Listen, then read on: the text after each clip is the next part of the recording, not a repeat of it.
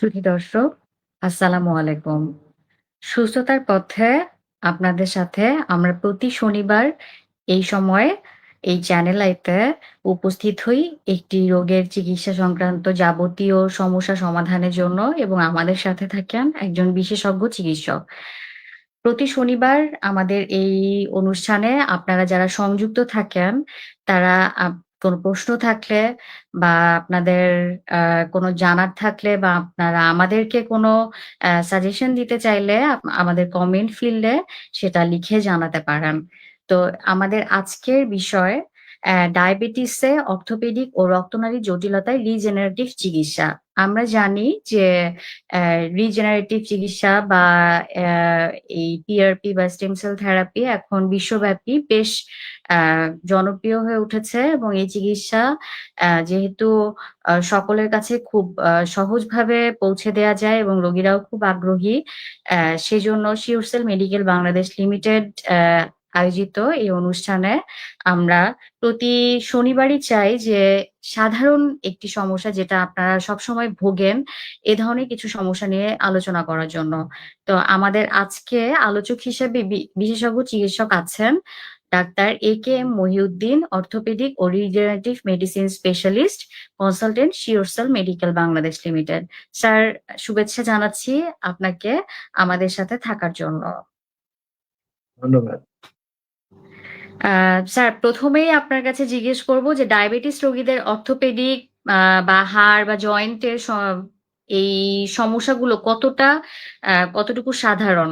আ সাধারণ কি সমস্যায় ভোগে তারা, ডায়াবেটিসের রোগীরা?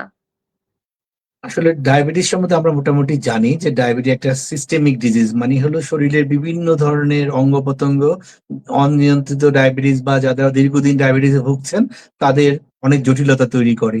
সেইরকম ভাবে শরীরের বিভিন্ন অঙ্গের মধ্যে যে আমাদের অর্থোপেডিক্স রিলেটেড যে অঙ্গগুলি আছে যেমন বিভিন্ন হাড়, জোড়, টেন্ডন, লিগামেন্ট কিংবা রক্তনালী বা নার্ভ এই জায়গাগুলিতে ডায়াবেটিসের অনেকগুলি জটিলতার কারণে অনেক ধরনের রোগ তৈরি হতে পারে এবং এরপর দীর্ঘমেয়াদী অনিয়ন্ত্রিত ডায়াবেটিস এই রোগগুলির তে সবচেয়ে বেশি আক্রান্ত করে। সেজন্য আমরা অর্থোপেডিক্স রিলেটেড জটিলতাগুলি ডায়াবেটিস রোগীদেরকে কিভাবে ফেস করতে হয় এবং তারা কিভাবে এই যে জটিলতাগুলি থেকে সহজে চিকিৎসা নিতে পারবে এই সম্বন্ধে আমাদের আজকের আলোচনায় আমরা সেই জিনিসগুলি কথা বলবো। ধন্যবাদ স্যার।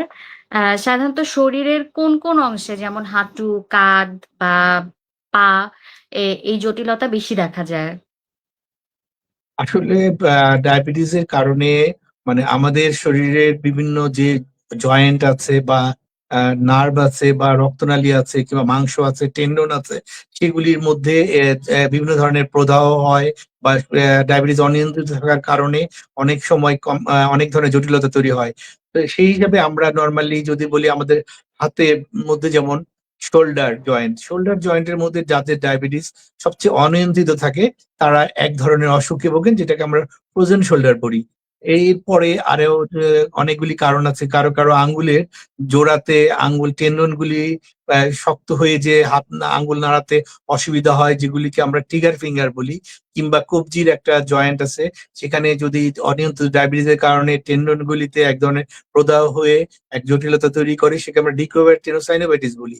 এছাড়া আমাদের মেরুদণ্ডেও ডায়াবেটিসের কারণে অনেকগুলি অসুখ হতে পারে যেখানে মাংসগুলি হাড়ের সাথে লাগায় সেখানে এক ধরনের প্রদাহ হয় বা হাড়ের ক্ষয়ের টেন্ডেন্সি বা ভেঙে যাওয়ার টেন্ডেন্সিটা বৃদ্ধি পেতে পারে। এছাড়া আমাদের সবচেয়ে কমন যেটা হয় যে ডায়াবেটিসের কারণে আমাদের পায়ের মধ্যে এবং পায়ের পাতাতে যেমন নার্ভের প্রবলেম হতে পারে, নিউরোপ্যাথি এবং ডায়াবেটিক ফুট যেটা কারণে ডায়াবেটিস ঘাও হতে পারে। প্রদাহর কারণে দেখা যাচ্ছে যে তার রক্তনালী গুলি শুরু হয়ে যেতে পারে। ডায়াবেটিক ফুড, নিউরোপ্যাথি, রক্ত চলাচল সমস্যা এই জায়গাগুলিতে এবং ডায়াবেটিক ফুট আলসার এগুলি সবচেয়ে কমন। ধন্যবাদ। স্যার, কিছুক্ষণ আগে আপনার আলোচনায় একটি কথা উল্লেখ করেছেন, সেটা হচ্ছে ফ্রোজেন শোল্ডার। ফ্রোজেন শোল্ডারের সমস্যা ইদানিং অনেকেই বলে যে ফ্রোজেন শোল্ডারের ভুগছি। এই ফ্রোজেন শোল্ডার বলতে আসলে কি বোঝায় এবং এর লক্ষণগুলো কি? আসলে ফ্রোজেন শোল্ডার আসলে কোনো ডিজিজ না, এটা বেসিক্যালি কমপ্লিকেশন অফ ডায়াবেটিস। মানে যাদের ডায়াবেটিস নিয়ন্ত্রিত নেই বা দীর্ঘমেয়াদী ডায়াবেটিস থাকে, তাদের যে শোল্ডার জয়েন্ট সেটাকে এক ধরনের প্রবলেম তৈরি হয়, সেটাকে আমরা বলি অ্যাডিসিভ ক্যাপসুলাইটিস বা ফ্রোজেন শোল্ডার। ফ্রোজেন মানে জয়েন্টটা শক্ত হয়ে যাওয়া, সেটা ফ্রোজেন বা ফ্রিজ হয়ে যাওয়া, বরফ যেমন জমে যায়, জয়েন্টের কার্যক্ষমতা কমে সেটা শক্ত হয়ে যায়। আর অ্যাডিসিভ ক্যাপসুলাইটিস মানে জয়েন্টের ভিতরে যে এই ফ্রোজেন শোল্ডার হওয়ার জন্য নর্মালি যে ক্যাপসুল থাকে, সেই ক্যাপসুলের মধ্যে এক ধরনের প্রদাহ হয় এবং তার সারাউন্ডিং যে মাসেল গুলি আছে সেগুলির সাথে এই ক্যাপসুলের অ্যাডেশন লেগে যায় এবং হাত ঘোরাতে বা স্বাভাবিক হাতের ব্যবহার করা এবং অনেক দীর্ঘদিন ব্যথায় ভুগতে পারে। নর্মালি রুগীরা ফ্রোজেন শোল্ডারে প্রথমত তার দেখা যাচ্ছে যে হাতের শোল্ডারে ব্যথা নিয়ে আমাদের কাছে আসে, কিংবা দেখা যাচ্ছে যে শোল্ডার নাড়াতে সে অসুবিধা, যে কোনো দিকেই বিভিন্ন ডিরেকশনে সে হাত নাড়াতে অসুবিধা ফিল করে। সবচেয়ে বেশি আরো বেশি অসুবিধা হয় সে রাতের বেলা যে কাঁধে শোল্ডারটা ফ্রোজেন হয়, সেই কাঁধে শুতে অসুবিধা হয়। তাই এইটা হলো mainly আমাদের ফ্রোজেন শোল্ডারের রুগীরা আমাদের কাছে এইসব সমস্যা নিয়ে আসে। ধন্যবাদ। স্যার, ফ্রোজেন শোল্ডারে তো নন ডায়াবেটিক পেশেন্টরাও ভুগে, যারা মানে নন ডায়াবেটিক, যাদের ডায়াবেটিস নেই, কিন্তু ডায়াবেটিক পেশেন্টরা ফ্রোজেন শোল্ডারে কেন বেশি আক্রান্ত হয়? হ্যাঁ, ধন্যবাদ। আসলে ডায়াবেটিস এর রোগীরা ছাড়াও ফ্রোজেন শোল্ডারে অন্য রোগীরাও ভুগতে পারে, যেমন যারা স্ট্রোক করে হাতে নাড়াচাড়া করতে পারেন না বা মাসেল উইক হয়ে গিয়েছেন, কিংবা আঘাতজনিত কারণেও ফ্রোজেন শোল্ডার হতে পারে। বাট সবচেয়ে বেশি কমন হলো ডায়াবেটিস। ডায়াবেটিস এর রোগীদের, যাদের আমরা মনে করি যে অনিয়ন্ত্রিত ডায়াবেটিস থাকে এবং আমরা যে 3 মাসের গড় দেখি HbA1c, এটা যদি 7-এর উপরে থাকে এবং দীর্ঘদিন এটা অনিয়ন্ত্রিত থাকে, তখন যে জয়েন্টের মধ্যে যেই নড়াচড়ার জন্য যে মাসেল গুলি আছে তার ভিতরে শোল্ডারের ভিতরে একটা ক্যাপসুল আছে, সেই ক্যাপসুলের মধ্যে ইনফ্লামেশন হয় এবং সেই যেমন ভাত আমরা বেশি রাতে যাও যাও হয়ে যায়, সেরকম ভাবে যাদের অনিয়ন্ত্রিত ডায়াবেটিস থাকে তাদের ওই শোল্ডারের যে ক্যাপসুল আছে সেটা অ্যাডহেসিভ বেড়ে যায় এবং সারাউন্ডিং যে মাংসগুলি আছে সেটার সাথে সেটা লেগে যায়। তারপর ওখানে একটা প্রদাহ তৈরি হয়, সেখান থেকেই নর্মালি এই অসুখটা তৈরি হয়। ধন্যবাদ স্যার। ফ্রোজেন শোল্ডারে আসলে এত ঘন ঘন অনেকেই এই সমস্যাটা নিয়ে আসে ফ্রোজেন শোল্ডারের। তো ফ্রোজেন শোল্ডারের আধুনিক চিকিৎসা বলতে আসলে আমরা কি বুঝি? আসলে ফ্রোজেন শোল্ডারের আমরা যে ধরনের চিকিৎসা, গতানুগতিক যে চিকিৎসাগুলি আছে, আমরা কেউ ব্যথার ওষুধ খাই, কেউ ব্যায়াম করি, আবার কেউ স্টেরয়েড ইনজেকশন দিই। যেমন স্টেরয়েড ইনজেকশনের প্রবলেম হলো যে এটা যাদের ডায়াবেটিস থাকে, যেমনি তো সে অনিয়ন্ত্রিত ডায়াবেটিস, তার সাথে যদি সে স্টেরয়েড নেয় হয়তো ব্যথা কমে যায়, কিন্তু দেখা গিয়েছে যে ডায়াবেটিস বেড়ে যেতে পারে, কিংবা ফাইব্রোসিস হয়ে যেতে পারে জয়েন্ট ক্যাপসুলটা, শুধু ব্যথাটা কমে যেতে পারে। কিংবা ব্যথার ওষুধগুলি যারা খান তাদের যেটা অসুবিধা হয়, এমনি তো ডায়াবেটিস রোগীদেরকে কিডনি, লিভার, হার্ট, লাং এগুলিতে অনেক ধরনের জটিলতা ফেস করতে হয়। তার সাথে যদি ব্যথার ওষুধের অনেক পার্শ্ব প্রতিক্রিয়া আছে, সেই ক্ষেত্রেও জটিলতা তৈরি হতে পারে। সেক্ষেত্রে আমাদের যে নতুন কনসেপ্ট, যেটা হলো যে আমরা নর্মালি একটা নতুন কনসেপ্ট হলো যে পিআরপি থেরাপি, পিআরপি ইনজেকশনের মাধ্যমে স্টেরয়েডের বিকল্প হিসাবে আমরা এটা শোল্ডারে ইনজেকশনের মাধ্যমে দিতে পারি। এই পিআরপিটা আপনার রক্ত থেকে তৈরি করে আমরা এটাকে যখন আপনার জয়েন্টে দিলে জয়েন্টের প্রদাহ কমে যাবে, জয়েন্টের মধ্যে স্পেস তৈরি হবে। যেমন আমরা হাইড্রোডাইলেশন করি, আমরা আগে যেমন অনেক আগে যে ধরনের চিকিৎসা এরকম একটা কনসেপ্ট ছিল, জয়েন্টের ভিতরে অজ্ঞান করে আমরা স্যালাইন দিয়ে আন্ডার অ্যানেস্থেসিয়া আমরা মোবিলাইজ করে দিতাম। বাট সেখানে যে জয়েন্টের ভিতরে যে টিস্যু আছে সেখানে ফাইব্রোসিস হওয়ার একটা সম্ভাবনা আছে। সেই ক্ষেত্রে আমরা পিআরপি সবচেয়ে বেস্ট অপশন, যেটাতে আপনার ইনফ্লামেশনও কমবে, জয়েন্টটা ডায়ালেটেশন হবে এবং আপনার রেঞ্জ অফ মুভমেন্ট গ্র্যাজুয়ালি বাড়তে থাকবে। তো এই জন্য আমরা মনে করি ফ্রোজেন শোল্ডারের, আমরা নর্মালি একটা ফ্রোজেন শোল্ডারের রোগীরা দীর্ঘদিন ধরে এই রোগে ভুগতে পারে, 18 মাস থেকে 24 মাস পর্যন্ত ভুগে। নর্মালি প্রথম 3-4 মাস, যেটা আমরা বলি ফ্রিজিং স্টেট, ফ্রোজেন শোল্ডারের 3টা স্টেপ আছে, normally freezing step, frozen step এবং থ্রোয়িং স্টেপ। নর্মালি রুগীরা সবচেয়ে বেশি ব্যথা অনুভব করে হলো ব্রিদিং স্টেজে, সেটা 3 থেকে 9 মাস পর্যন্ত হতে পারে। এই সময় যদি পিআরপি দেওয়া যায় তাহলে ব্যথা তাড়াতাড়ি কমে যাবে এবং দেখা যাবে যে রুগীকে খুব অল্প সময়ের মধ্যে তার হাতকে স্বাভাবিক অবস্থায় ইনজেকশন পিআরপির মাধ্যমে এবং কিছু ফিজিওথেরাপির মাধ্যমে এবং নিয়মিত ব্যায়ামের মাধ্যমে একবারে স্বাভাবিক হাতে ফিরিয়ে আনা যাবে। স্যার, ধন্যবাদ। স্যার, যেহেতু আপনি দীর্ঘ এক যুগের উপরে এই রিজেনারেটিভ মেডিসিন নিয়ে গবেষণা করছেন এবং এর চিকিৎসা করে যাচ্ছেন, সেহেতু একটা প্রশ্ন যেটা আপনি অলরেডি বলে দিয়েছেন যে ফ্রোজেন শোল্ডারে এই পিআরপি থেরাপি বা স্টেম সেল থেরাপি কতটা কার্যকর। তারপরে যদি আরেকটু বিস্তারিত বলতেন যে ডায়াবেটিক পেশেন্টদের ক্ষেত্রে এই ফ্রোজেন শোল্ডারে রিজেনারেটিভ মেডিসিনটা আহ কতটা কার্যকর এবং এর কার্যকারিতা বা এর চিকিৎসা পদ্ধতি এবং এর খরচ রোগী বহন করার মতো সামর্থ্য রাখে কিনা একটু বিস্তারিত যদি বলতাম। আসলে ফ্রোজেন শোল্ডারের রোগীদেরকে, ডায়াবেটিসের রোগীদের জন্য ফ্রোজেন শোল্ডারে পিআরপি বা স্টেম সেল 100% আপনার সেফ, কারণ এটা নিজের অটোলোগাস, নিজের শরীরের থেকে রক্ত থেকে তৈরি হয়। এখানে কোনো স্টেরয়েড বা অন্য কোনো ওষুধ ব্যবহার করা হয় না। এটা রিজেনারেটিভ একটা পার্ট আছে, এর সঙ্গে ডায়ালাটেশন করে ক্যাপসুলটাকে অ্যাডেশনটা কমায় দেয় এবং ডিজিজ প্রসেসটাকে মানে কুইক রিকাভারি, ন্যাচারাল যে ডিজিজের যে রিকাভারি ফেজ সেটাকে অনেক শর্ট করে ফেলে। এমন রোগীরা যদি মনে করেন যে প্রথম দিকে ঘুমাতে অসুবিধা হয়, টেনশন, অ্যাংজাইটি এগুলির কারণে আরো তার ডায়াবেটিস অনিয়ন্ত্রিত থাকে, কিন্তু ফ্রোজেন শোল্ডারের পেশেন্ট যদি পিআরপি নেয় তার রাতের বেলা যে ব্যথাটা সেটাও অনেক কমে যায়। আর নর্মালি ফ্রোজেন শোল্ডারের রোগীরা যদি আপনি ঠিক মতো নিজের ডায়াবেটিস নিয়ন্ত্রণ করেন এবং কিছুদিন ফিজিওথেরাপি নেন, তাহলে হয়তো আপনি প্রথম দিকে যদি সঠিক চিকিৎসা নেন তাহলে হয়তো তাড়াতাড়ি আপনি রিকভারি হতে পারবেন। কিন্তু মোস্ট অফ দ্য পেশেন্ট দেখা গেছে যে প্রথমে কয়েকদিন পেইন কিলার খায় কিংবা স্টেরয়েড ইনজেকশন নেয়, কিন্তু হাতের যে স্বাভাবিক নাড়াচড়া এবং পুরা রেঞ্জ অফ মুভমেন্ট সেটা পুরো ফিরে আসে না। সেক্ষেত্রে আমার মনে হয় যে দীর্ঘমেয়াদী ফিজিওথেরাপি দেওয়ার থেকে আপনি যদি পিআরপি সঙ্গে স্বল্প সময়ের জন্য ফিজিওথেরাপি করেন তাহলে আপনি এই চিকিৎসার মাধ্যমে ফ্রোজেন শোল্ডারে অনেক উপকৃত হবেন।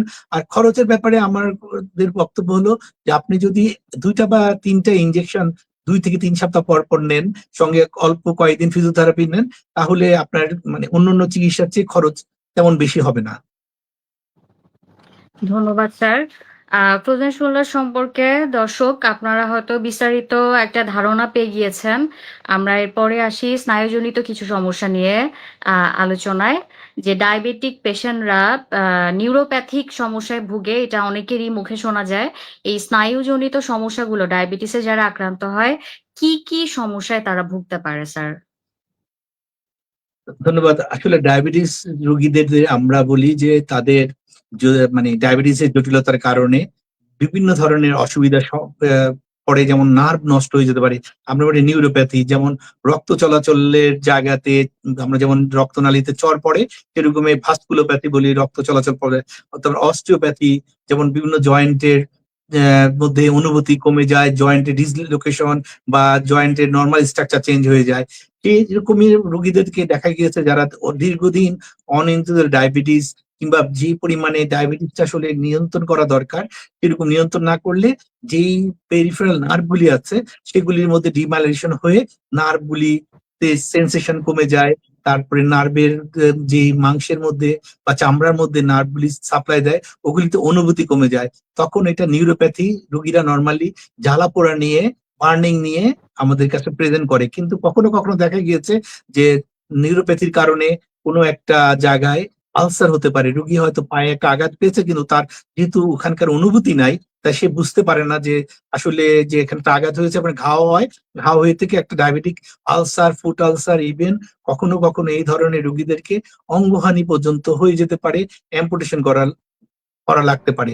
এক্ষেত্রে নিউরোপ্যাথির ব্যাপারে আমরা নর্মালি রোগীদেরকে প্রথমে ডায়াগনোসিস করার পরে নিউরোপ্যাথির, ডায়াবেটিক নিউরোপ্যাথি বা পেরিফেরাল ডায়াবেটিক নিউরোপ্যাথিতে আমরা অনেক ধরনের আধুনিক চিকিৎসা আছে সেগুলি দিতে পারবো। ধন্যবাদ স্যার। আপনি ইতিমধ্যে ডায়াবেটিক নিউরোপ্যাথির লক্ষণগুলো বলেছেন। তারপরও একটা রোগী ঘরে বসে যে সে ডায়াবেটিক নিউরোপ্যাথিতে ভুগছে, সাধারণভাবে সে কোন, কোন লক্ষণ দেখে বুঝতে পারবে যে সে এই রোগে আক্রান্ত হয়েছে? প্রথম হলো যে, যাদের ডায়াবেটিস অনিয়ন্ত্রিত থাকে তাদের যেটা হয় যে অনেকদিন অনিয়ন্ত্রিত থাকার পরে হঠাৎ করে দেখা যায় যে হাত-পা জ্বালা-পোড়া করছে বা দেখা গেছে যে পাটা অনেক শুষ্ক। ইভেন দেখা যাচ্ছে যে পায়ের মধ্যে যে টেম্পারেচার অনেক সময় কমে যায়। তারপরে হলো যে দেখা যাচ্ছে যে পায়ে অবশ, অবশ ভাব থাকে। এই জিনিসগুলি নিয়েই রোগীরা নরমালি ডায়াবেটিক নিউরোপ্যাথিতে আমাদের কাছে উপস্থিত হয়। আ ধন্যবাদ স্যার। ডায়াবেটিক নিউরোপ্যাথির আমরা লক্ষণগুলো জানলাম। কিভাবে করে রোগী বুঝতে পারবে সহজভাবে যে সে ডায়াবেটিক নিউরোপ্যাথিতে আক্রান্ত। এখন আমরা স্যারের কাছে পরবর্তী প্রশ্নে যাচ্ছি যে ডায়াবেটিক নিউরোপ্যাথি হলে তারা ১ম এ কোন চিকিৎসায় আগাবে? বা কার কাছে যাবে? কোন বিশেষজ্ঞের শরণাপন্ন হবে? আসলে ডায়াবেটিক নিউরোপ্যাথি হলে আপনি আপনার যে এন্ডোক্রাইনোলজিস্ট আছেন বা ডায়াবেটিস ডক্টর আছেন, উনি আপনাকে যথাযথ চিকিৎসা দিবেন এবং দেখা গেছে রোগীদের নিজেদেরও কিছু নিয়ম মানতে হয়। যেমন তার ফুড কেয়ার বা যেই জায়গাটাতে তার নিউরোপ্যাথি ডেভেলপ করেছে সেটার প্রপার ময়েশ্চারাইজ মেইনটেইন করতে হয়। তারপরে অনুভূতির ব্যাপারটা যখন অল্প, অল্প থাকে তখন থেকে সাবধান হতে হয় এবং নরমালি যেই নিউরোপ্যাথিতে আমরা নরমালি যখন সাপোর্টিং কিছু ওষুধ দিয়ে থাকি। প্রথম কথা হলো আপনার নিউরোপ্যাথি আপনার ঠিক রাখতে হলে বা এটা যেন খারাপ না হয় সেজন্য ডায়াবেটিস নিয়ন্ত্রণে রাখতে হবে। তার সাথে আমরা রোগীদের symptom wise কিছু ওষুধ দেওয়া যেতে পারে, যেমন গাবাপেন্টিনয়েড, যেমন প্রিগাবালিন, মিরাগাবালিন বা গাবাপেন্টিন, এই ধরনের ওষুধগুলি আমরা দেই। তার সাথে নার্ভ গুলিকে সতেজ রাখার জন্য আমরা বিভিন্ন ধরনের B1, B6, B12 ভিটামিন গুলি দিয়ে থাকি। এছাড়া যারা অনেক বেশি পরিমাণে নার্ভ পেইন নিয়ে কমপ্লেইন করে তখন আমরা পেইন ম্যানেজমেন্টের জন্য ট্রামাডলও ইউজ করি কিংবা কিছু ডুলোক্সিন টাইপ ওষুধও ইউজ করা হয়। কিন্তু দেখা গেছে যে যারা এই জিনিসগুলিতে নেওয়ার পরেও অনেক মাত্রায় ওষুধ খাওয়ার পরেও তাদের এই জিনিসগুলি কন্ট্রোল হয় না, তখন আমাদেরকে উন্নত বা আধুনিক চিন্তা ভাবনা করতে হয়। নরমালি আমরা জানতাম যে নার্ভ যদি টিস্যু ড্যামেজ হয়ে যায় তাহলে এটা রিকভারি হয় না। কিন্তু গত ১ দশক ধরে এই জায়গাটায় একটা নতুন কনসেপ্ট আপনার তৈরি হয়েছে। যদি আপনি পেরিফেরাল নিউরোপ্যাথিতে স্টেম সেল দেন, সেক্ষেত্রে নার্ভের কিছু অংশ রিজেনারেট করবে এবং আপনার যে বার্নিং, জ্বালাপোড়া এটা অনেকাংশে কমে যাবে বা আপনার নিউরোপ্যাথিক আলসার গুলি হিল হয়ে যাবে এবং ইভেন আপনার যদি ঘাও থাকে বা আলসার থাকে, সেই আলসারটাও তাড়াতাড়ি আপনার ভালো হয়ে যাবে। এইটা হলো একটা নতুন কনসেপ্ট যে পেরিফেরাল নিউরোপ্যাথিতে স্টেম সেলের একটা রোল আছে। ধন্যবাদ স্যার। আপনি অলরেডি বলে দিয়েছেন যে পেরিফেরাল নিউরোপ্যাথিতে স্টেম সেল থেরাপির ভূমিকা আছে। এখন রিজেনারেটিভ মেডিসিন যেহেতু স্যার আপনি আপনার দীর্ঘ ১ দশকের উপরে এই রিজেনারেটিভ মেডিসিন নিয়ে গবেষণা করছেন এবং এই চিকিৎসা প্রণালীও বেশ সুন্দরভাবে দিয়ে এসেছেন রোগীদেরকে। এই পেরিফেরাল নিউরোপ্যাথিতে রিজেনারেটিভ মেডিসিন বা স্টেম সেল থেরাপি অন্য সব চিকিৎসার চেয়ে কতটুকু বেশি ভূমিকা রাখে? আসলে আমরা নিউরোপ্যাথিতে সবাই আমরা রোগীদেরকে নরমাল ট্রেডিশনাল যে ট্রিটমেন্ট সেটাতে চেষ্টা করি যে এটা দিয়ে রোগী ভালো থাকুক। কিন্তু কিছু, কিছু পেশেন্ট আছে যাদেরকে আসলে ওষুধ এবং ডায়াবেটিস নিয়ন্ত্রণে রাখার পরেও তাদের দেখা গিয়েছে যে ওষুধের মাত্রা অনেক পরিমাণ বাড়ানোর পরেও তারা পেইন ফ্রি বা নিউরোপ্যাথির যে পেইন, নার্ভের পেইন সেটা টলার করতে পারে না। সেক্ষেত্রে স্টেম সেল যদি আপনি মানে জাস্ট চামড়ার নিচে আপনি ইনজেক্ট করে দেন, তাহলে যে নার্ভ গুলি নষ্ট হয়ে গিয়েছে, বিশেষ করে আমাদের পায়ের পাতা গোড়ালির নিচ থেকে শুরু করে এই জায়গার নিউরোপ্যাথি গুলিতে আমরা দেখেছি যে স্টেম সেল দিলে প্রায় 70-80% পেশেন্টের নার্ভ গুলি সতেজ হয়ে যায় এবং অনেক অংশে ডিমাইলিনেশনের যে নার্ভ গুলি সেগুলিতে নতুন রিজেনারেটিভ প্রসেসে নার্ভের গুলিতে আপনার নিউরোপ্যাথি জিনিসটা থেকে আমরা বেরিয়ে আসতে পারি। এছাড়া অনেক সময় দেখা যাচ্ছে নিউরোপ্যাথি কারণে অনেক সময় বিভিন্ন ধরনের ডায়াবেটিক ফুট আলসার বা ইয়েতে অনুভূতিটা কম থাকে, আঘাতের কারণে আলসার হতে পারে। কিন্তু যখন স্টেম সেল দেওয়া থাকে সেক্ষেত্রে তার অনুভূতিটা ফিরে আসার কারণে ফুট আলসারও প্রিভেন্ট করা যায়। ধন্যবাদ স্যার। দর্শক, আমরা ডায়াবেটিক ফুড সহ ফ্রোজেন শোল্ডার এবং আরো কতগুলো সমস্যা নিয়ে বিস্তারিত আ আ আলোচনা করলাম। অনুষ্ঠানের এ পর্যায়ে আমরা ছোট্ট একটা বিরতি নিচ্ছি। আপনারা আমাদের সাথেই থাকবেন। কিছুক্ষণ পরে আবার নতুন কিছু সমস্যা নিয়ে আমরা আলোচনায় আসছি। শিওরসেল মেডিকেল 10 বছর ধরে স্বাস্থ্যসেবায় আপনার নির্ভরযোগ্য ঠিকানা। জয়েন্ট পেইনের সার্জারির বিকল্প যুগান্তকারী চিকিৎসা পদ্ধতি স্টেম সেল ও পিআরপি। হাঁটু ব্যথা যেমন অস্টিওআর্থ্রাইটিস, লিগামেন্ট বা মেনিসকাস ইনজুরির কার্যকর সমাধান। হিপ জয়েন্টের এভিএন বা অ্যাভাসকুলার নেক্রোসিস। কাঁধের ব্যথা যেমন ফ্রোজেন শোল্ডার বা রোটেটর কাফ ইনজুরি।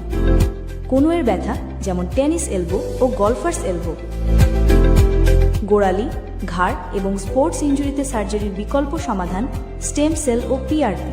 10 বছরে সফলভাবে 25,000-এরও বেশি চিকিৎসা সম্পূর্ণ করেছেন ডক্টর AKM মহিউদ্দিন। আমাদের ডার্মাটোলজি বিভাগে রয়েছে ত্বক, চুল, অ্যান্টি এজিং এবং যৌন সমস্যার উন্নত চিকিৎসা। সর্বাধুনিক প্রযুক্তির পাশাপাশি আছেন অভিজ্ঞ চিকিৎসক ডক্টর মোহাম্মদ মুনতাসির ইসলাম। বিস্তারিত জানতে যোগাযোগ করুন SureCell medical, plot 2, road 21, Gulshan 1, Dhaka.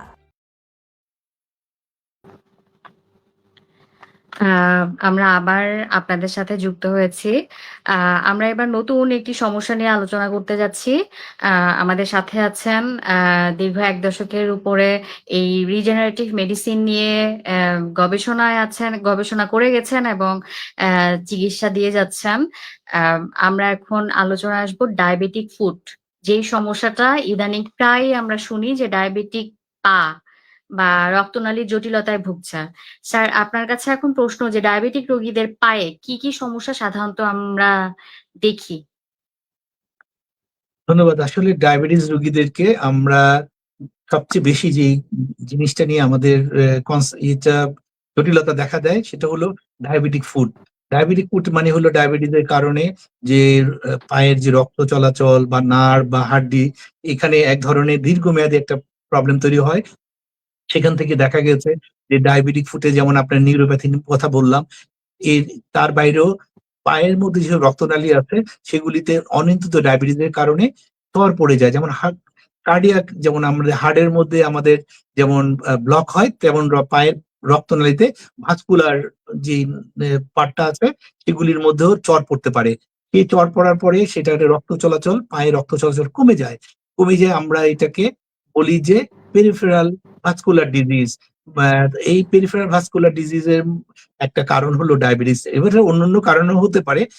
Normally diabetes রোগীরা রক্তনালীগুলি সরু হয়ে যায় এবং যে জায়গাগুলিতে রক্ত চলাচল করার কথা সেভাবে সেই পরিমাণে করতে পারে না। এটার বাইরে এছাড়া ডায়াবেটিকের যদি অনিয়ন্ত্রিত ডায়াবেটিস থাকে তাদের দেখা গিয়েছে যে জয়েন্ট গুলির মধ্যে যে অনুভূতি কমে যায় এবং জয়েন্ট গুলি দেখা গিয়েছে যে হাড্ডিগুলি ভঙ্গুর হয়ে যায়। অস্টিওপোরোসিস এবং অস্টিওআর্থ্রাইটিস যে চেঞ্জ গুলি সেগুলি বেশি হয়। ইভেন দেখা গিয়েছে যে যাদের দীর্ঘমেয়াদী ডায়াবেটিস থাকে, অনুভূতি কমে যায়, রক্ত চলাচল কমে যায়, তারা পায়ের মধ্যে ডিফর্মিটি ডেভেলপ করে। একে আমরা সাকর ডিজিজ বলি। নরমালি জয়েন্ট গুলি ডিসলোকেট হয়ে যায়, ইনস্টেবিলিটি ডেভেলপ করে, বোনের স্ট্রাকচার চেঞ্জ হয়ে যায়। এই জিনিসগুলি সবচেয়ে বেশি হয়। তার সাথে আমাদের এই সবগুলি জিনিসের একসাথে জটিলতায় আমাদের একটা ডায়াবেটিক ফুট আলসার হয়। সেই ডায়াবেটিক ফুট আলসার গুলিতে নরমালি দেখা গিয়েছে যে ইনফেকশনের বেশি আ আ হয় এবং ইনফেকশন সহজে ভালো হতে চায় না। যেহেতু রক্ত চলাচল কম থাকে এবং ইনফেকশন আ ভালো করার জন্য যেই মুখের অ্যান্টিবায়োটিক খায় বা অন্য কিছু দেয়, সেই ক্ষেত্রে দেখা গিয়েছে যে ওই অ্যান্টিবায়োটিক গুলি ওই জায়গা মতো যে ইনফেকশনের জায়গায় পৌঁছাতে পারে না। এ তখন আমাদেরকে রোগীদেরকে অনেক সময় অঙ্গহানি ফেস করতে হয়, আমাদের অ্যাম্পুটেশন করতে হয়। এই জিনিসগুলি আমরা সবচেয়ে বেশি ফেস করি ডায়াবেটিস রোগীদের। ধন্যবাদ স্যার। ডায়াবেটিক ফুটের চিকিৎসায় বর্তমানে কি পদ্ধতি অবলম্বন করা হয় স্যার? নরমালি আমরা ডায়াবেটিক ফুটের ম্যানেজমেন্টের জন্য ১ম এ রোগীকে ডায়াবেটিক ফুটের যখনই আপনার একটা ফুটের মধ্যে ডায়াবেটিস জটিলতার কোন ধরনের প্রবলেম যেমন রোগী বুঝতে পারে যে তার পায়ের টেম্পারেচার তাপমাত্রা কমে গেছে, পায়ের মানে স্কিনের কালারটা চেঞ্জ হয়ে গেছে বা অনুভূতি কমে গিয়েছে কিংবা দেখা গেছে যে পাটা ফুলে গিয়েছে বা চামড়াটা শুষ্ক হয়ে গিয়েছে, তখন সে মানে বুঝতে পারে যে এই পায়ে কোনো একটা কারণে অসুবিধা হচ্ছে। মোস্টলি এটা ডায়াবেটিসের কারণে হচ্ছে, বিভিন্ন ধরনের কমপ্লিকেশনের থেকে হয়। তখন রোগীকে এই ব্যাপারে সবচেয়ে সচেতন হতে হয় যে তার পায়ে প্রপার কেয়ার নিতে হবে। পাটাকে এবং ময়েশ্চার মেনটেন করা। নরমালি পাটাকে ভিজানো রাখা যাবে না। তবে হ্যাঁ, আঙ্গুলের মধ্যে যে ফাঁকের মধ্যে আছে ওখানেও ময়েশ্চার যেন বেশি না হয়, এবং পাটা আমরা একটু ড্রাই রাখবো, এবং উপরের স্কিনটাকে আমরা ময়েশ্চারাইজার ইউজ করব। তার সাথে আমাদের যদি ছোটখাটো কোনো পায়ে আঘাত পাই, এবং দেখা যাচ্ছে যে এই আঘাতগুলি প্রিভেন্ট করার খেয়াল রাখতে হবে। প্রপার যে জুতাটা ব্যবহার করে সেই জুতাটা যেন প্রপার সাইজে হয় এবং কমফোর্ট হয়। সেক্ষেত্রে দেখা গেছে যে ডায়াবেটিক ফুটের পেশেন্টরা অনেক জটিলতা পরিহার করতে পারে, নিজেরা যদি কেয়ারিং থাকেন। স্যার, আমরা ডায়াবেটিক ফুড সম্পর্কে আপনি যা বললেন তা ইতিমধ্যে একটা বিস্তারিত ধারণা হয়তো সবাই পেয়ে গিয়েছে। তারপরও আমি আবারও একটা প্রশ্ন করি যে রক্তনালী ক্ষতিগ্রস্ত হলে রোগী কিভাবে শুরুতেই বুঝতে পারবে বা রক্ত চলাচল কমে যাচ্ছে, বা বাসায় বসে রোগী কিভাবে বুঝতে পারবে তার রক্ত চলাচল কমে গিয়েছে? আর একটু সহজভাবে যদি বিস্তারিত বলতেন স্যার। আসলে যে আমাদের পায়ের যে ডায়াবেটিক ফুটের কারণে বা ডায়াবেটিসের রোগীরা যে রক্ত চলাচলের প্রবলেমটা ফেস করে, সেটাতে নরমালি যেটা হয় যে আপনার কখনো কখনো রোগীরা তীব্র ব্যথা, পায়ের মধ্যে রক্ত চলাচল কমে গেলে দেখা গেছে যে মাসেল ক্র্যাম্প হয়, রক্ত চলাচল যে অঙ্গটা সেটার কালার চেঞ্জ হয়ে যায়, অনেক কখনো গ্যাঙ্গিন হয়ে যায়, ড্রাই গ্যাঙ্গিন হতে পারে, কিংবা দেখা গেছে যে কোনো একটা আলসার হয়েছে বা ডায়াবেটিক উন্ড হয়েছে, সেটা হিল হচ্ছে না। এমন রোগীরা নরমালি দেখা গেছে যে দীর্ঘদিন ড্রেসিং করে, হেলদি হয় না, গন্ধ থাকে, এবং দেখা যাচ্ছে এটা আস্তে আস্তে বাড়তে থাকে, এবং অনেক সময় আলসার গুলি বা উন্ড গুলি বিভিন্ন জয়েন্ট এবং হাড্ডিতে ইনভলভ হয়ে যায়। সেক্ষেত্রে অনেক সময় রোগীরা দেখা গিয়েছে যে ডাক্তারের কাছে যখনই এই ধরনের কোনো ধরনের প্রাথমিক দিকে তার পায়ের টেম্পারেচার কমে যাবে বা পায়ে ব্যথা হচ্ছে, তখন তার ডায়াবেটিসের রেগুলার ডক্টরের সাথে যোগাযোগ করবে, কিংবা সে অর্থোপেডিক্স বা ভাস্কুলার সার্জন তাদের বা ডায়াবেটিস ফুড কেয়ার নিয়ে যারা কাজ করেন তাদের সাথে যোগাযোগ করবেন।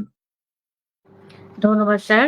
এই যে রক্তনালী ক্ষতিগ্রস্ত হচ্ছে, রক্তনালী ক্ষতিগ্রস্ত হলে এর জন্য বর্তমানে কি আধুনিক চিকিৎসা রয়েছে? আসলে আমাদের যদি ডায়াবেটিস বা অন্য কারণে রক্তনালীগুলি যদি খুব বড় রক্তনালীগুলিতে ক্ষতিগ্রস্ত হয়, সেক্ষেত্রে আমরা অনেক সময় সেখানে অপারেশন করি, যেমন স্ট্যান্টিং করতে পারি, গ্রাফট করতে পারি। বাট আমাদের অবজারভেশন হলো যে হাঁটুর নিচে যদি রক্তনালীগুলি সবচেয়ে বেশি সরু, ওগুলিতে যদি কোনো রক্তনালী চিকন হয়ে যায়, বা আমরা ক্রিটিক্যাল ইসকিমিয়া বলি, যে যদি রক্ত চলাচলের কারণে মাংসগুলি এবং জয়েন্টগুলিতে রক্ত চলাচল অনেক কমে যায়, সেক্ষেত্রে যেই গতানুগতিক যে চিকিৎসা পদ্ধতি আছে, আমরা অ্যানজিওপ্লাস্টি বা অন্য জিনিসগুলি করার পর ওগুলি আবার রিকারেন্স হয়। দেখা গেছে যে কিছু কিছু খুব সরু রক্তনালী, কিন্তু সেগুলিতে আপনার কোনো ইন্টারভেনশন করা যায় না, ওষুধ দিয়েও ওই জিনিসগুলিকে আমরা ভালো রাখতে পারি না। সেক্ষেত্রে দেখা গেছে যে কখনো কখনো এই ধরনের রোগীদেরকে, বেশিরভাগ রোগীদেরকে দেখা গেছে যে বিলোনি অ্যাম্পুটেশন কিংবা স্টেমস অ্যাম্পুটেশন বা এক গোড়ালির একটা বংশ পর্যন্ত ফেলে দিতে হতো, যেহেতু সার্জারি করে রক্তনালী ঠিক করা যায় না। কিন্তু গত ১ দশক ধরে এই কনসেপ্টটা পুরো অনেক চেঞ্জ হয়ে গেছে। এখন আপনি যে কোনো জায়গাতে যদি রক্ত চলাচল কমে যায়, ডায়াবেটিস এর কারণে হোক আর নন ডায়াবেটিক এর কারণে হোক, সেক্ষেত্রে যদি এমন কোনো জায়গা থাকে যেটাতে আসলে কোনো সার্জারি করা যাবে না, বড় রক্তনালী তো স্ট্যান্ডিং করা যাবে না, সেক্ষেত্রে আমরা স্টেম সেল দিয়ে এই ধরনের রোগীদেরকে চিকিৎসা করতে পারি। এটাকে আমরা বলি থেরাপিউটিক অ্যাঞ্জিওজেনেসিস। এর মাধ্যমে আমরা স্টেম সেল চামড়ার নিচে ইনজেকশনের মাধ্যমে দিয়ে দিলে যে আপনার যে রক্তনালীগুলি আছে তার চারদিক থেকে নতুন ক্যাপিলারি তৈরি হবে, নতুন ক্যাপিলারি বার্ডিং হয়ে আপনার নতুন রক্তনালী সৃষ্টি হবে, এবং আপনার মাংস এবং চামড়াতে যে রক্ত চলাচলের প্রয়োজন সেটা ওর মাধ্যমে তৈরি হবে। এটা বলা হয় থেরাপিউটিক অ্যাঞ্জিওজেনেসিস। এই পদ্ধতিতে আমরা অনেক রোগীর যে কোনো ধরনের ডায়াবেটিক রোগী বা নন ডায়াবেটিক রোগীর আমরা অ্যাম্পুটেশন প্রিভেন্ট করতে পারবো, এবং দীর্ঘমেয়াদী জটিলতা থেকে রোগীকে বের করে আনতে পারবো। দেখা গিয়েছে যারা রক্ত চলাচলের কারণে দীর্ঘদিন পায়ে ডায়াবেটিক আলসার বা ফুড গ্যাংগ্রিন নিয়ে ভুগছেন, তাদেরকেও এই পদ্ধতিতে রক্ত চলাচলের জায়গা তৈরি করে আমরা ডায়াবেটিক ফুড ম্যানেজ করতে পারবো, ক্রিটিক্যাল ইসকেমিয়া ম্যানেজ করতে পারবো, এবং রোগীকে খুব তাড়াতাড়ি তার উন্ড কেয়ার ম্যানেজ করা যায়। এর সাথে আমরা নতুন আরো কিছু কনসেপ্ট আছে, যে আমরা যদি ডায়াবেটিক ফুডের জন্য এখনকার আধুনিক কিছু আরো নতুন কতগুলি চিকিৎসা পদ্ধতি আসছে, যেমন আপনার ওজোন থেরাপি, তারপরে হাইপারবারিক অক্সিজেন। আর উন্ড কেয়ার ম্যানেজমেন্টের জন্য এখন খুব সুন্দর একটা কনসেপ্ট ডেভেলপ করছে আপনি পিআরপি, রিজেনারেটিভ প্রসেস। এই পদ্ধতিতে আপনি ডায়াবেটিক ফুডের পেশেন্টকেও রক্তচালালি এবং উন্ডের ম্যানেজমেন্টও করতে পারবেন।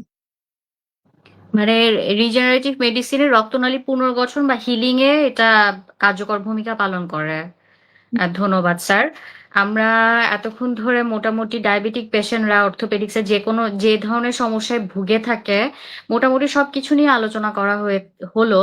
স্যার, এর বাইরেও কি আর কোনো সমস্যা আছে যেটা সাধারণত ভুগে থাকে রোগীরা? আসলে ডায়াবেটিস রোগীদের আপনার আমরা মেরুদণ্ডের মধ্যে কিছু অসুখ হয়, যারা অনিয়মিত ডায়াবেটিস থাকে আমরা যেমন বলি যে ডিজিজ স্পাইনের মধ্যে কিছু কিছু অস্টিওফাইট তৈরি হয়, যেখানে আমাদের মাসেল গুলি বাড়িবার মধ্যে লাগে। সেখানে দেখা গেছে যাদের অনিয়মিত ডায়াবেটিস থাকে তাদেরও এই জিনিসগুলি বেশি হয়। সেক্ষেত্রে আপনাদের ব্যাক পেইন এবং পিঠের মেরুদণ্ডের মধ্যে ব্যথা অনুভূত হয়। এছাড়া ডায়াবেটিস রোগীদেরকে আমরা আরো অনেকগুলি জটিল অসুবিধার মধ্যে ফেস করতে হয়। যেমন আপনাকে আমি বলেছি, যেমন টিগার ফিঙ্গার, ডুপিটাস কন্ট্রাকচার, ডিকুয়েভার টেনোসাইনোভাইটিস, এগুলি হাতে হয়। এক্ষেত্রেও আপনি যদি নিয়ন্ত্রিত ডায়াবেটিস মেনটেন করার পরেও অনেকেরই এই জিনিসগুলি হয়। এই জিনিসগুলি যদি আমরা আর্লি ট্রিটমেন্ট করি তাহলে আমরা জটিলতা পরিহার করতে পারবো। কখনো কখনো সার্জারি, যেমন আমরা টিগার ফিঙ্গার বা টিগার থামে যদি আমরা রোগীকে প্রথম দিকে যদি পিআরপি স্টেরয়েডের বদলে পিআরপি দেই এবং সঙ্গে করে সঠিক ফিজিওথেরাপি দেই, সেক্ষেত্রে দেখা গেছে যে এইসব রোগীর জটিলতায় অনেক সময় অপারেশন করতে হয়, সেটাও আমরা পরিহার করতে পারবো। ধন্যবাদ স্যার। শুধু দর্শক, আমরা এতক্ষণ ধরে ডায়াবেটিক পেশেন্টরা আসলে কি ধরনের সমস্যায় ভুগে এবং সেটা রিজেনারেটিভ মেডিসিন কতটা কার্যকর সেই সম্পর্কে বিস্তারিত একটা ধারণা পেয়েছি। এবং আপনাদের যদি কোনো কিছু এর বাইরেও জানার থাকে তাহলে আমাদেরকে অবশ্যই প্রশ্ন করবেন কমেন্ট সেকশনে। আমরা এখন চলে যাচ্ছি যে আপনারা যখন ডায়াবেটিক রোগীরা বাসায় আপনাদের আত্মীয় স্বজন বা আপনি নিজে আক্রান্ত যাতে না হন, কি ধরনের সতর্কতা অবলম্বন করবেন? আপনি যদি ডায়াবেটিক পেশেন্ট হয়ে থাকেন এই সমস্যাগুলো যাতে আপনাকে কখনো সমস্যায় পড়তে না হয় সেই জন্য আপনি আপনার জীবনধারায় কি কি পরিবর্তন আনতে পারেন। স্যার, এবার যদি একটু আপনি বলতেন যে কি কি সতর্কতা অবলম্বন করবে ডায়াবেটিক পেশেন্টরা এই ধরনের সমস্যাগুলো পরিহার করার জন্য, তার জীবন প্রণালী বা হাড়, জয়েন্ট এবং পায়ের যত্ন নেওয়ার জন্য কিভাবে করে সে মেনটেন করবে তাকে? আসলে ডায়াবেটিস রোগীদের জন্য আমার উপদেশ হলো, আপনারা নর্মালি ডায়াবেটিস জটিলতা তৈরি হওয়ার পরে রোগীরা বুঝে যে আমার আসলে অনিয়ন্ত্রিত ডায়াবেটিসের কারণে এটা হয়েছে। অন্যান্য অঙ্গের মতো যেমন হাড়, জোড়, টেন্ডন, লিগামেন্ট, এগুলিতে যে ডায়াবেটিস জনিত জটিলতা হয় এগুলি দীর্ঘমেয়াদী রোগীকে ভোগায়। তো এই ব্যাপারে আপনারা আমার যে উপদেশ হবে, আপনারা আপনাদের নিয়ন্ত্রিত জীবনযাত্রার মধ্যে প্রথমত ডায়াবেটিস নিয়ন্ত্রণ রাখার জন্য পরিমিত যেই সব খাবার, যেভাবে ডায়েট চার্ট মেনটেন করতে বলে সেভাবে মেনটেন করবেন। আপনার যে পরিমাণে ওষুধ ব্যবহার করা দরকার সেই পরিমাণে ওষুধটা ব্যবহার করবেন। নিয়মিত আপনি আপনার ব্লাড সুগার চেক করবেন, কিংবা 3 মাস পর পর গড় যে HbA1c সেটা চেক করবেন। এর ছাড়া ডায়াবেটিস জনিত যেসব জটিলতাগুলি আপনি প্রথমে বুঝতে পারার পরপরই আপনার চিকিৎসকের শরণাপন্ন হবেন, এবং আপনি নিয়মিত কিছু ব্যায়াম করবেন, এক্সারসাইজ করবেন, এবং খাবারের মধ্যে যেমন প্রসেস ফুডস, সুগার, এগুলি অ্যাভয়েড করবেন। এবং আপনি প্রতিদিন এই হাঁটা, সাঁতার কাটা, সাইক্লিং করা, এগুলি করলে ডায়াবেটিস জনিত অর্থোপেডিক জটিলতাগুলি অনেক দূর করা যায়। যেমন ডায়াবেটিস জনিত কারণে রোগীদের মধ্যে হাড়ের মধ্যে ফ্র্যাকচার হওয়ার সম্ভাবনা বেশি থাকে। তারপরে হলো ইনফেকশন হওয়ার বেশি সম্ভাবনা থাকে যে কোনো জায়গায় ছোটখাটো আঘাতে, কিংবা যেমন অস্টিওআর্থ্রাইটিস খুব কমন, সেটা ডায়াবেটিস রোগীদেরকে ডায়াবেটিস এর কারণে না হবে না, কিন্তু ডায়াবেটিস রোগীদের দেখা গেছে ওজন বেশি থাকলে কিংবা দেখা গেছে অনিয়ন্ত্রিত ডায়াবেটিস থাকলে এই জিনিসগুলির আপনার ভোগায় বেশি আপনাকে অস্টিওআর্থ্রাইটিস। তো সেজন্য আপনার জীবনযাত্রা এবং খাদ্যাভ্যাস এবং লাইফস্টাইলের মধ্যে আপনি পরিবর্তন করলে এই ধরনের জটিলতা আপনি পরিহার করতে পারবেন এবং আপনি আপনার জীবনে স্বাভাবিক জীবনে যে প্রবলেমগুলি আসলে ডায়াবেটিক রোগীরা ফেস করে সেগুলি আপনি অ্যাভয়েড করতে পারবেন। স্যার আরেকটা প্রশ্ন এসে যায় সেটা হচ্ছে যে যারা ডায়াবেটিসে আক্রান্ত তারা অন্য অনেক জটিল রোগেও আক্রান্ত হয়ে থাকে সাধারণত এবং সেটার জন্য অনেকে স্টেরয়েড থেরাপি নিতে হয় যার কারণে ডায়াবেটিস আবার আনকন্ট্রোলড হয়ে যায়। এই ধরনের রোগীগুলো ডায়াবেটিক ফুড বা আলসার প্রিভেনশনের জন্য তারা কি ধরনের সতর্কতা অবলম্বন করবে বাড়িতে বসে? আসলে যাদের ডায়াবেটিস রোগী তারা যদি তাদের আমরা নরমাল ডায়াবেটিস রোগীদের স্টেরয়েড অ্যাভয়েড করতে বলি কারণ এগুলি ডায়াবেটিস বাড়ায়। তারপরে কারো লাইফ সেভিং এর জন্য যদি ডায়াবেটিস রোগীদের স্টেরয়েড ইউজ করতে হয় সেক্ষেত্রে তারা তার যে প্রাইমারি ডক্টর এন্ডোক্রাইনোলজিস্ট বা ডায়াবেটোলজিস্ট তার সাথে শরণাপন্ন হবেন এবং উনি ওনার যে কি মাত্রায় ওষুধটা ব্যবহার করতে পারবেন বা তার ওষুধগুলি পরিবর্তন করে দেওয়ার এবং তার যদি এই ডিপেন্ডেন্সিটা যেন না হয় সেটার ব্যাপারে উনি একটা গাইডলাইন ঠিক করে দিবেন। ধন্যবাদ স্যার। আমরা অনুষ্ঠানের একেবারে শেষ পর্যায়ে চলে এসেছি। আশা করি আজকের অনুষ্ঠানে যে বিষয়টা ছিল যে ডায়াবেটিসে অর্থোপেডিক ও রক্তনালীর জটিলতায় রিজেনারেটিভ চিকিৎসা, এইটা সম্পর্কে আপনাদের মনে হয় বেশ স্বচ্ছ একটা ধারণা হয়েছে। আমরা পরবর্তী অনুষ্ঠানে আসবো আপনাদের সাথে সুস্থতার পথে, আপনাদেরই সুস্থতার পথে আরেকটি নতুন বিষয় নিয়ে এবং বিশেষজ্ঞ একজন চিকিৎসক আপনাদের সাথে থাকবেন এবং আপনাদের সাথে বিস্তারিত আলোচনায় থাকবেন। এই পর্যায়ে স্যারের কাছ থেকে আমি শেষ একটি প্রশ্ন নিয়ে এবং একটি বার্তা নিয়ে বিদায় নিচ্ছি। স্যারের বক্তব্যের মাধ্যমেই আমরা এই অনুষ্ঠান থেকে বিদায় নিব।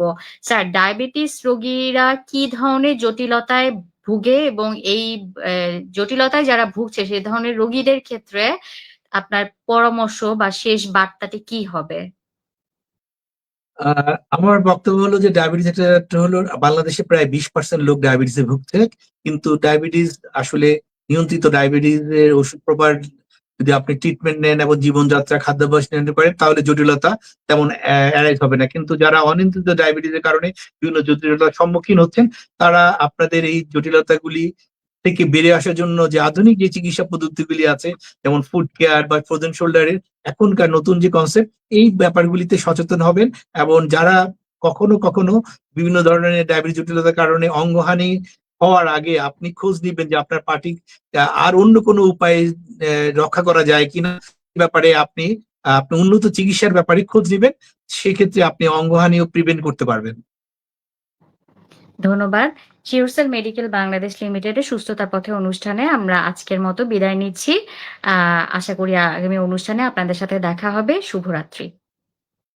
শিওরসেল মেডিকেল 10 বছর ধরে স্বাস্থ্যসেবায় আপনার নির্ভরযোগ্য ঠিকানা। জয়েন্ট পেইনের সার্জারির বিকল্প যুগান্তকারী চিকিৎসা পদ্ধতি স্টেম সেল ও পিআরপি। হাঁটু ব্যথা যেমন অস্টিওআর্থ্রাইটিস, লিগামেন্ট বা মেনিসকাস ইনজুরির কার্যকর সমাধান। হিপ জয়েন্টের এভিএন বা অ্যাভাস্কুলার নেক্রোসিস। কাঁধের ব্যথা যেমন ফ্রোজেন শোল্ডার বা রোটেটর কাফ ইনজুরি। কনুয়ের ব্যথা যেমন টেনিস এলবো ও গলফার্স এলবো। গোড়ালি, ঘাড় এবং স্পোর্টস ইনজুরিতে সার্জারির বিকল্প সমাধান স্টেম সেল ও পিআরপি। 10 বছরে সফলভাবে 25,000-এরও বেশি চিকিৎসা সম্পূর্ণ করেছেন ডক্টর AKM মহিউদ্দিন। আমাদের ডার্মাটোলজি বিভাগে রয়েছে ত্বক, চুল, অ্যান্টি এজিং এবং যৌন সমস্যার উন্নত চিকিৎসা। সর্বাধুনিক প্রযুক্তির পাশাপাশি আছেন অভিজ্ঞ চিকিৎসক ডক্টর মোহাম্মদ মুনতাসির ইসলাম। বিস্তারিত জানতে যোগাযোগ করুন SureCell medical, plot 2, road 21, Gulshan 1, Dhaka.